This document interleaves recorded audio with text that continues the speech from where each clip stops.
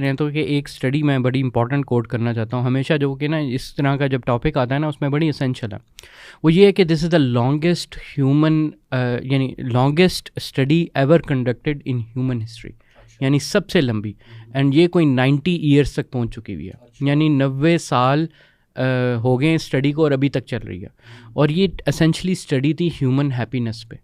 कि what actually में what are the parameters जो कि एक मतलब एक अच्छी लाइफ बनाते हैं, एक हैप्पीनेस की लाइफ बनाते हैं। और इस ये स्टडी हार्वर्ड रिव्यू में भी आ रही है और बहुत बड़े बड़े साइंटिस्ट हैं और उसमें कई कुछ बड़े लोग भी इन्वॉल्व थे, जैसे कि JF कैनेडी भी इनिशियली में जब बच्चों उसमें ना उसका हिस्सा था, लेकिन वो फिर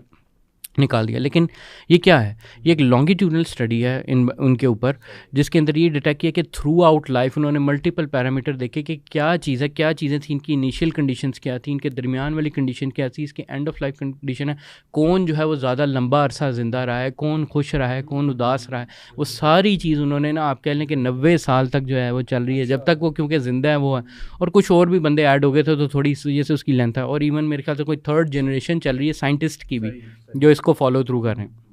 अब चक्कर ये हुआ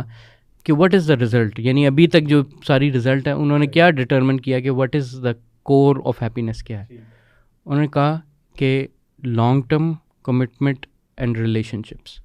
अच्छे रिलेशनशिप्स, अपने लॉन्ग टर्म रिलेशनशिप्स जो अपने पेरेंट्स के साथ, जो अपने पार्टनर्स के साथ अच्छी लॉन्ग टर्म कमिटमेंट की है ना, जिसने ज़्यादा इन्वेस्ट किया उस पर, जिस पे टाइम दिया आपस में, उसकी उनकी लाइफ एक्सपेक्टेंसी, उनकी ओवरऑल हैप्पीनेस वो ज़्यादा हमेशा रही है। यानी इवन आप इमेजिन करते हैं कि सेल्फ सेक्रीफाइस है। फॉर एग्जांपल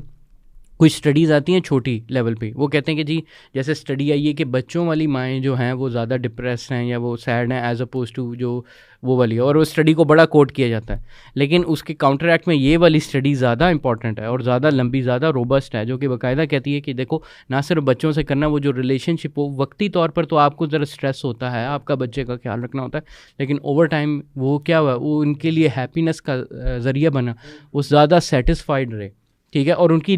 लाइफ भी बहुत लंबी रही। अब ये चीज़ जो है ये मतलब इन्हीं की कर दी हुई स्टडी, अमेरिकन स्टडी है, लेकिन ये क्या प्रोफाउंड फैक्ट शो करती है।